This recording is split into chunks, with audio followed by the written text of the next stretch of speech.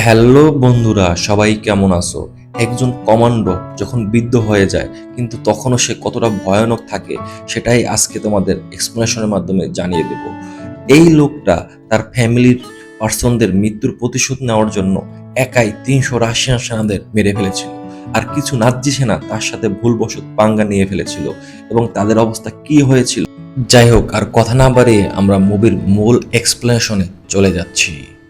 মুভির শুরুতেই দ্বিতীয় বিশ্বযুদ্ধের পরের ফিনল্যান্ডকে দেখানো হয়, যেখানে নাৎজি সেনাদেরকে ফিনল্যান্ড ছেড়ে নিজেদের দেশে ফিরে যাওয়ার জন্য আদেশ দেওয়া হয়। কিন্তু নাৎজি সেনারা যে অঞ্চল দিয়ে তাদের নিজের দেশে ফিরে যাচ্ছিল সে অঞ্চলটিকে তারা ধ্বংসস্তূপে পরিণত করে দিচ্ছিল। অপরদিকে নদীর পাড়ে কর্পি নামের একজন বৃদ্ধ লোককে দেখানো হয়। সে ছিল ফিনল্যান্ডের সবচেয়ে মারাত্মক কমান্ডো। সে চাকরি থেকে অবসর নিয়ে নদীর পাড়ে তাঁবু গেড়ে একটা বিশ্বস্ত কুকুর এবং একটা ঘোড়া নিয়ে বসবাস করতে শুরু করে। সে নদীর মধ্যে হঠাৎ করে একদিন এক টুকরা স্বর্ণের খোঁজ পায়। তখনই কর্পি বুঝতে পারে এই হয়তোবা নদীর আশেপাশে স্বর্ণের খনি আছে। তাই সে নদীর পাড়ের বিভিন্ন অংশ খনন করতে থাকে। এভাবে বেশ কিছুদিন খনন করার পরে সে একটা গর্তের মধ্যে কিছু স্বর্ণ দেখতে পায় এবং সেই গর্তটাকে আরো খোঁড়াখুড়ি করার পরে সে অনেকগুলো স্বর্ণ খুঁজে পায়। এসব স্বর্ণ দেখে সে নিজে নিজে কেঁদে ফেলে, কারণ এই স্বর্ণ বিক্রি করে সে তার নিজের জীবনকে পরিবর্তিত করতে পারবে। তাই সে স্বর্ণগুলোকে তার তাঁবুর মধ্যে রেখে সারারাত্র না ঘুমিয়ে পাহারা দেয়, যাতে করে স্বর্ণগুলো চুরি না হয়। পরের দিন সকালবেলা কর্পি তার ঘোড়ায় করে এই স্বর্ণগুলো বিক্রি করার জন্য শহরের উদ্দেশ্যে রওনা দেয়। তার পিছনে পিছনে তার কুকুরটিও রওনা দিয়ে দিয়েছিল। এভাবে বেশ কিছু দূর যাওয়ার পর সে নাৎজি সেনাদের সামনাসামনি হয়। আর ওই সেনাদের প্রধান ছিল বুর্নো। বুর্নোর সাথে একটা বড় ভয়ানক ট্যাঙ্ক ছিল এবং অনেক সেনা ছিল। কর্পি তাদেরকে দেখেও না দেখার ভান করে সেখান থেকে চলে যাচ্ছিল এবং নাৎজি সেনারা অনেক ফিনল্যান্ডের মেয়েদেরকেও অপহরণ করে সেখান থেকে নিয়ে যাচ্ছিল। আর ওই সেনাদের মধ্যে উল্ফ নামে একজন পাগলাটে সেনা ছিল। সে মেয়েদের সাথে খুব বাজে ব্যবহার করছিল। এসব দেখে কর্পি দেখেও না দেখার ভান করছিল। কিন্তু উল্ফ এসে একটা বন্দুক কর্পির দিকে তাক করে এবং তাকে গুলি করতে চায়। আর তখনই বুনো তাকে থামিয়ে দেয় এবং বলে, পিছনে আমাদের অনেক সেনারা আসছে, তারা হয়তোবা কর্পিকে মেরে ফেলবে। সে এমনিতেই বৃদ্ধ, তাকে মারা দরকার নেই। কর্পি সামনের দিকে গেলে দেখতে পায় অনেক মানুষকে মেরে তারা ল্যাম্প পোস্টের সাথে ঝুলিয়ে রেখেছে। তখন সে এসব দেখে খুব কষ্ট পায় এবং মনে মনে ভাবে ফিনল্যান্ডের অনেক নাগরিককে এই নাৎজি সেনারা মেরে ফেলেছে। কিন্তু সে কোনো কিছুই খেয়াল না দিয়ে সামনের দিকে আগাতে থাকে। বেশ কিছু দূর যাওয়ার পর সে একটা ট্রাকে করে ৪ জন নাৎজি সেনাদের দেখতে পায়। কিন্তু ওই নাৎজি সেনারা তাকে ঘোড়া থেকে নামিয়ে তার ব্যাগ চেক করতে থাকে। ব্যাগের মধ্যে নাৎজি সেনারা স্বর্ণ দেখতে পায়। আর তখনই কর্পি বুঝতে পারে এখন একটা খারাপ কিছু হতে যাচ্ছে। তাই সে তার পোষা কুকুরটিকে সেখান থেকে পালিয়ে যেতে বলে। কুকুরটি যখন পালিয়ে যাচ্ছিল তখন একজন নাৎজি সেনা ওই কুকুরটির গায়ে অবিরত গুলি করছিল, কিন্তু কুকুরটির গায়ে গুলি লাগে না। কুকুরটি সেখান থেকে পালিয়ে যেতে সক্ষম হয়। তখনই একজন সেনা এসে কর্পির পিঠে পিস্তল ধরে এবং তার স্বর্ণ তাদেরকে দিয়ে দিতে বলে। কর্পি তার পকেট থেকে একটা চাকু বের করে তার মাথায় ঢুকিয়ে দেয়। আর এসব অবস্থা দেখে বাকি ৩ জন সেনা তার দিকে আক্রমণ করতে আসে। কর্পি তাদেরকে আলু কাটার মতো করে কিসকিস কিসকিস করে কাটতে থাকে। কিছুক্ষণ পর একটা সেনা তার দিকে বন্দুক তাক করে গুলি করতে থাকে, কিন্তু কর্পি একজন সেনার মৃতদেহ তার সামনে রেখে সে ঢাল বানিয়ে বেঁচে যায়। আর পিছন থেকে কিছুক্ষণ পর একজন সেনা এসে তাকে ধরে। সে ওই সেনার হাতটা ভেঙে দিয়ে তার মাথায় গুলি করে সেখান থেকে পালিয়ে যায়। অপরদিকে বুর্নো গোলাগুলির আওয়াজ শুনে সেখানে চলে আসে। এসে দেখতে পায় সে ৪ জন সেনা সেখানে মৃত অবস্থায় পড়ে আছে। সে ওই সেনাদের পকেট চেক করতে গিয়ে দেখতে পায় একজন সেনার পকেটে এক টুকরো স্বর্ণ। আর তখনই বুর্নো বুঝতে পারে কর্পির কাছে অনেকগুলো স্বর্ণ আছে। তখনই বুর্নো মনে মনে চিন্তা করে সে যদি কর্পিকে কোনোভাবে ধরতে পারে তাহলে কর্পির কাছ থেকে সে ওই স্বর্ণগুলো নিয়ে নিতে পারবে।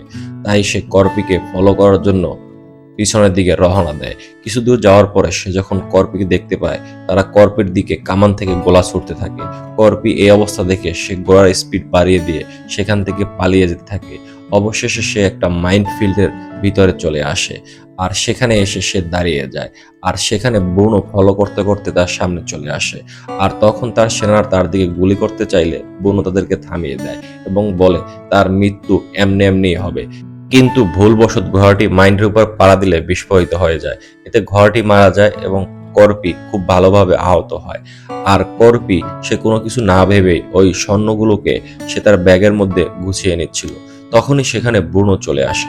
ব্রুনো এসে দেখতে থাকে কর্পি সেই স্বর্ণগুলোকে ব্যাগের মধ্যে ঢুকাচ্ছে, কিন্তু ব্রুনো তাকে কিছু বলছিল না, কারণ সেখানে মাইন্ডফিল্ড, সেখানে গেলে মৃত্যু অবধারিত। কিন্তু কর্পি স্বর্ণ গুছিয়ে নেওয়ার ফাঁকে সে একটা পাথরের টুকরা নিজের হাতে করে নিয়ে নেয় এবং এই পাথরের টুকরাটা একটা মাইন্ডের উপরে ছুঁড়ে মারে, যার ফলে সেখানে বিস্ফোরণ ঘটে এবং প্রচন্ড ধোঁয়ার সৃষ্টি হয়। নাৎজি সেনারা তখন তার দিকে তাক করে গুলি ছুটতে থাকে, কিন্তু কর্পি একটা ঢালের সাহায্যে সে কোনোভাবে নিজেকে বাঁচিয়ে নেয়। এরপরে ব্রুনো একজন সেনাকে কর্পিকে ধরে আনার জন্য পাঠায়। সে ভুলক্রমে ওই মাইনের উপরে পা দিয়ে ফেলে, যার ফলে সেখানে সে বিস্ফোরিত হয়ে মারা যায়। এরপরে ব্রুনো আবার দুইজন সেনাকে সেখানে পাঠায়, তারা ওই মাইন্ডের কারণে বিস্ফোরিত হয়ে সেখানে মারা যায়। এর ফলে ব্রুনো খুবই ক্ষেপে যায়, কারণ সে বুঝতে পেরেছিল এখান থেকে কর্পি পালিয়ে গিয়েছে। আর তখনই ব্রুনো একটা প্ল্যান করে, অপহরণকৃত দুইটা মেয়েকে সে সামনের দিকে পাঠিয়ে দিবে, যাতে করে তারা ওই মেয়ে দুটিকে ফলো করে নিরাপদে সামনের দিকে এগিয়ে যেতে পারে। এখান থেকে যাওয়ার সময় ব্রুনো কর্পির কুকুরের গলায় থাকা একটা নেকলেস পায়, এটাকে সে নিজের পকেটে রেখে দেয়। এভাবে কিছু দূর যাওয়ার পর ব্রুনো এবং তার সেনারা ট্যাঙ্ক সহ একটা নিরাপদ স্থানে যেতে সক্ষম হয়। তখন ব্রুনো হেড অফিসের সাথে যোগাযোগ করে কর্পি সম্পর্কে জানতে চায়। তখন হেড অফিস থেকে জানানো হয় কর্পি ফিনল্যান্ডের একজন ভয়ানক কমান্ডো, তার সাথে ঝামেলা করতে যাওয়া মানে মৃত্যু অবধারিত।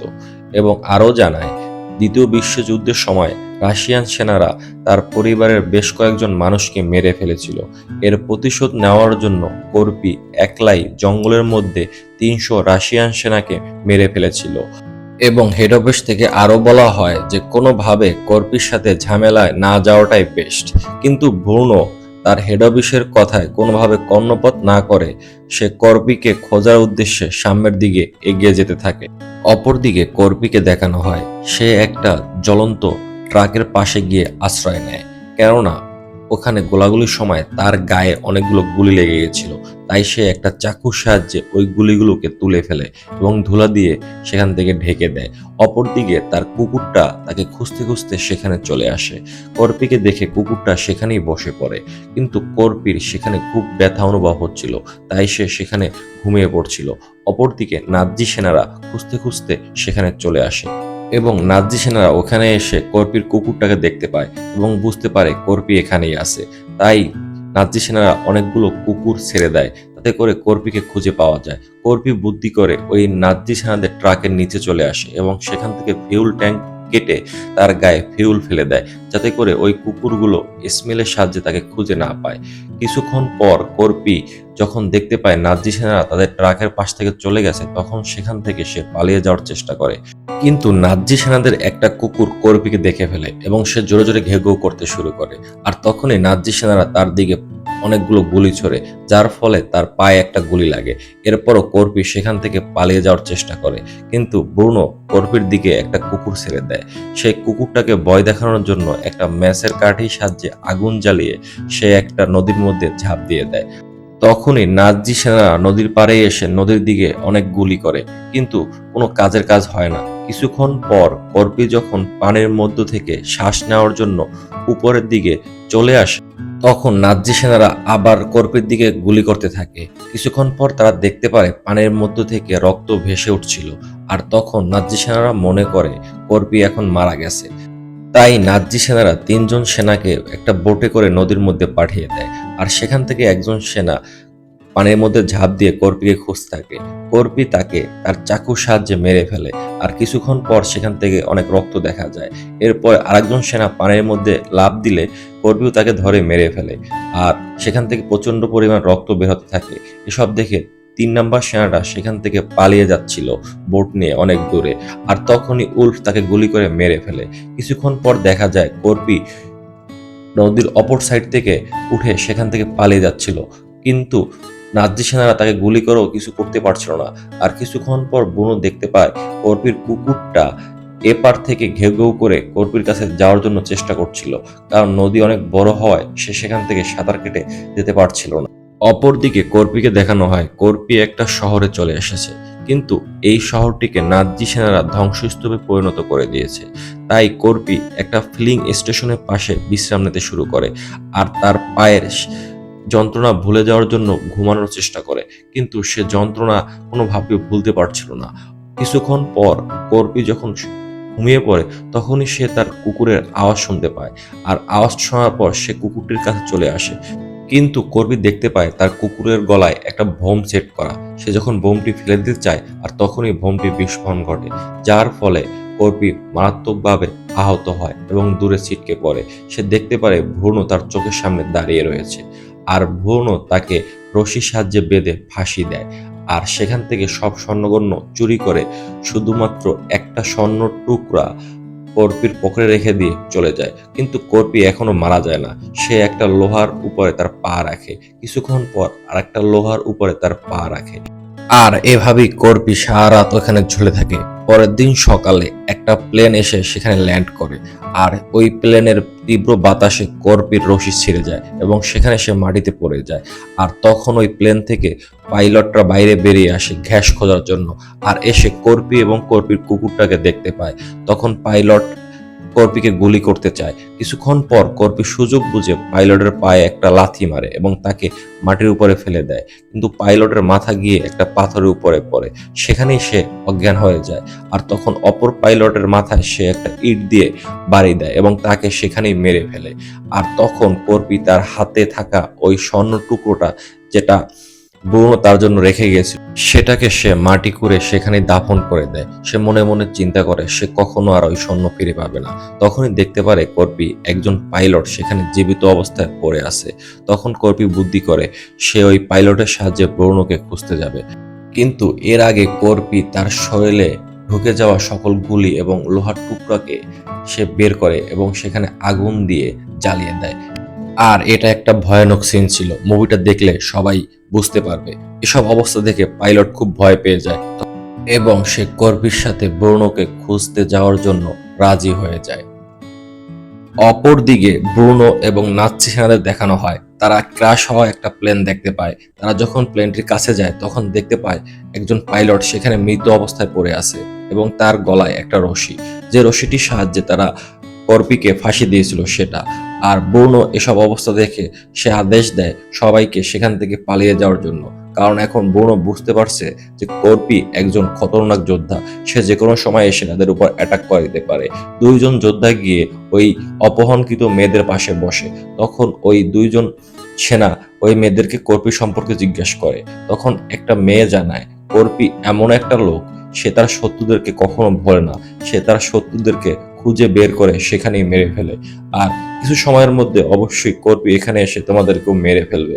এ কথা শুনে ওই সেনা দুটি খুবই ভয় পেয়ে যায়, আর কিছুক্ষণের মধ্যে কর্পি এসে ওই সেনা দুটিকে মেরে ফেলে এবং ওই ট্রাকে উঠে যায় এবং ওই মেয়েদের কাছে সে একটা অস্ত্র দেয়।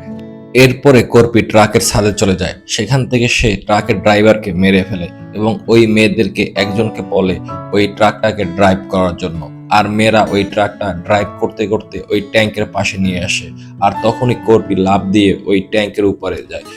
এইদিকে মেয়েরা তাদের ট্রাক চালিয়ে অন্য ট্রাকের পাশে চলে গিয়ে ওই ট্রাকের সেনাদের উপরে গুলি বর্ষণ করে, যার ফলে সকল সেনারা সেখানেই মারা যায় এবং ওই মেয়েটি পরবর্তী টাইমে ওই ট্রাকের ড্রাইভারের গায়ে গুলি করে, যার ফলে ট্রাকটি উল্টে গিয়ে নিচে পড়ে যায়। আর এইদিকে কর্পি কুড়ালের সাহায্যে ওই ট্যাঙ্কের উপরে কোপাতে থাকে যাতে করে সে ট্যাঙ্কের ভিতরে ঢুকতে পারে।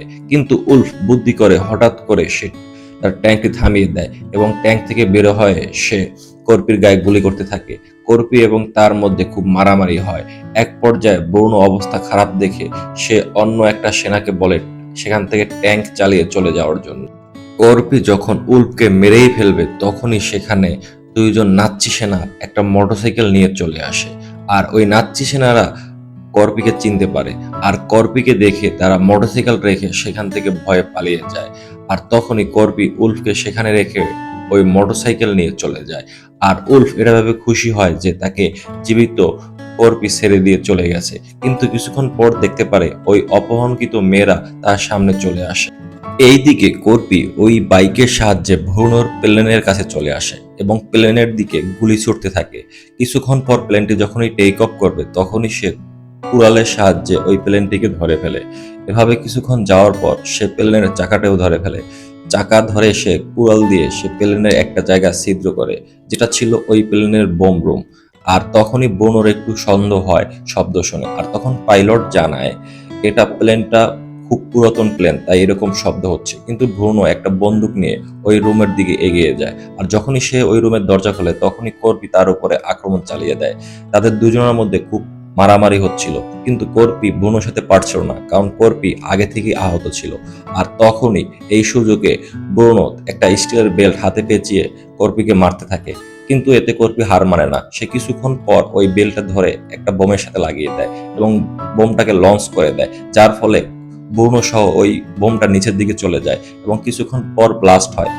এতে ব্রুনো সেখানেই মারা যায়। তখন কর্পি তার স্বর্ণের ব্যাগগুলোকে গুছিয়ে একটু রেস্ট নিতে যাবে, আর তখনই প্লেনটি দুলতে থাকে। আর তখনই কর্পি বুঝতে পারে গুলির আঘাতে পাইলটের মৃত্যু হয়েছে, কিন্তু কর্পি নিজেও প্লেন চালাতে যায় না। তখন সে একটা মুসিবতে পড়ে যায়, তাই সে স্বর্ণ ব্যাগটাকে শক্ত করে নিজের কাছে আঁকড়ে ধরে এবং কিছুক্ষণ পরে ওই প্লেনটা কাদামাটির মধ্যে ক্রাশ করে দেয়। অপরদিকে দেখানো হয় ফিনল্যান্ডের সেনারা দেখতে পায় নাৎসি সেনাদের একটা ট্যাঙ্ক তাদের দিকে এগিয়ে আসছে। তারা তখন যুদ্ধের জন্য প্রস্তুতি নেয়, কিন্তু কিছুক্ষণ পর দেখতে পারে ওই ট্যাঙ্কের ভিতরে তাদের দেশের মেয়েরা এবং নাৎসি সেনাদের মধ্যে উল্ফকে তারা বেঁধে সেখানে ঝুলিয়ে রেখেছে। অপরদিকে দেখানো হয় ওই কাদার মধ্য থেকে কর্পি বেরিয়ে এসেছে, কারণ এই প্লেনটা কাদা মাটির মধ্যে ক্রাশ করার ফলে সে সেখানে বেঁচে গিয়েছিল। এর কিছুদিন পরে দেখানো হয় কর্পি একটা ব্যাংকে চলে যায় এই স্বর্ণ নিয়ে, আর কর্পিকে দেখে সবাই ভয় পেয়ে যায়। সে ব্যাংকের ডেস্কে গিয়ে ওই স্বর্ণগুলোকে দিয়ে বলে, এগুলো আমার, এগুলো আপনারা সযত্নে রেখে দিন এবং আমাকে টাকা দেন, আমি এখান থেকে চলে যাব। আর এভাবে এই মুভিটির পরিসমাপ্তি করে। ধন্যবাদ সবাই।